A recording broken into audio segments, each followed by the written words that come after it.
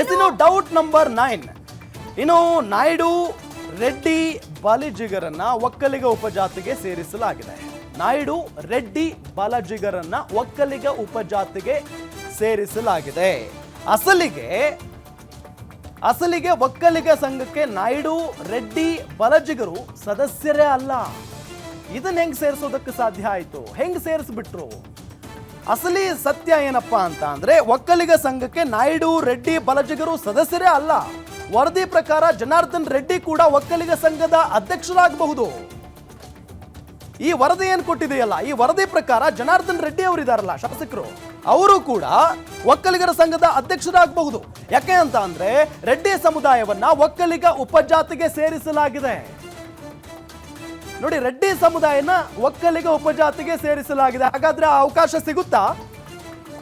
ಸುಮ್ಮನೆ ಇರ್ತಾರ ಒಕ್ಕಲಿಗ ಜನತೆ? ಅದೇ ಈಗ ಈ ರೀತಿಯಾಗಿ ಸೇರಿಸಿದ್ದಾರೆ. ಹೀಗೆ ಎಲ್ಲವನ್ನು ಕನ್ಫ್ಯೂಸ್ ಮಾಡಿರೋ ಜಾತಿ ಗಣತಿ ನಾವು ಯಾಕೆ ಹೇಳ್ತಾ ಇದ್ದೀವಿ ಅಂತ ಅಂದ್ರೆ ಇದೆಲ್ಲವೂ ಕೂಡ ಬಹಳಷ್ಟು ಗೊಂದಲ ನಿರ್ಮಾಣ ಆಗಿದೆ ಇಲ್ಲಿ. ಹಾಗಾಗಿನೇ ಒಕ್ಕಲಿಗ ಸಮುದಾಯಕ್ಕೆ ಅತಿ ಹೆಚ್ಚು ಅನ್ಯಾಯ ಮಾಡಿದಂತಿದೆ ಈ ಒಂದು ವರದಿ. ಒಕ್ಕಲಿಗ ಸಮುದಾಯಕ್ಕೆ ಬಹಳಷ್ಟು ಅನ್ಯಾಯ ಆಗಿದೆ ಅನ್ನೋದು ಮೇಲ್ನೋಟಕ್ಕೆ ಕಂಡು ಬರ್ತಾ ಇದೆ. ಬಹಳಷ್ಟು ಅನುಮಾನಗಳು ವ್ಯಕ್ತವಾಗ್ತಾ ಇದ್ದಾವೆ. ಯಾಕೆ ನಾವಿಷ್ಟೆಲ್ಲ ಅನುಮಾನಗಳನ್ನ ನಿಮ್ಗೆ 1, 2, 3, 4 ಅಂತ ಹೇಳಿ ತೋರಿಸಿದ್ವಿ ಅಂತ ಅಂದ್ರೆ ಗೊಂದಲ ಆಗಬಾರ್ದು ಅನ್ನೋ ಕಾರಣಕ್ಕೆ.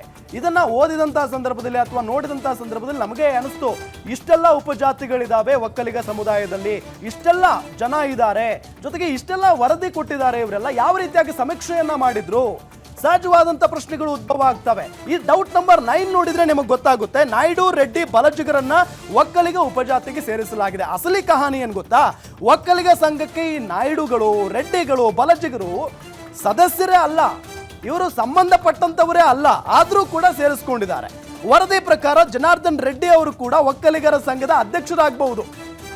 ಇದು ಹೆಂಗ್ ಸಾಧ್ಯ? ಒಪ್ಕೊಂಡ್ಬಿಡ್ತಾರ? ಹಾಗಾದ್ರೆ ಸೇರಿಸ್ಕೊಂಡಿದಾರಲ್ಲ, ಈಗ ನಾನು ಒಕ್ಕಲಿಗ ಸಮುದಾಯದ ಅಧ್ಯಕ್ಷನಾಗ್ತೀನಪ್ಪ, ಒಪ್ಕೊಂಡ್ಬಿಡ್ತೀರಾ ನೀವು ಅಂತ ಕೇಳಿದ್ರೆ ಸಾಧ್ಯನೇ ಇಲ್ಲ. ಅದಕ್ಕೆ ಬೇರೆಯವರೆಲ್ಲ ಬರ್ತಾರೆ, ನೀನು ನಮಗೆ ಸಂಬಂಧನೇ ಇಲ್ಲಪ್ಪ, ಹೋಗ್ಬಿಡು ಅಂತ ಹೇಳಿ. ಯಾಕಂದ್ರೆ ರೆಡ್ಡಿ ಸಮುದಾಯವನ್ನ ಒಕ್ಕಲಿಗ ಉಪಜಾತಿಗೆ ಸೇರಿಸಲಾಗಿದೆ. ಹಾಗಾಗಿನೇ ಎಲ್ಲವನ್ನು ಕನ್ಫ್ಯೂಸ್ ಮಾಡಿರೋ ಜಾತಿ ಗಣತಿ ವರದಿ. ಈ ವರದಿ ಏನಿದೆಯಲ್ಲ, ಫುಲ್ ಗೊಂದಲ, ಫುಲ್ ಕನ್ಫ್ಯೂಷನ್. ಒಕ್ಕಲಿಗ ಸಮುದಾಯಕ್ಕೆ ಅತಿ ಹೆಚ್ಚು ಅನ್ಯಾಯ ಮಾಡಿದಂತೆ ಈ ವರದಿ ಕಾಣಿಸ್ತಾ ಇದೆ ನಮಗೆ.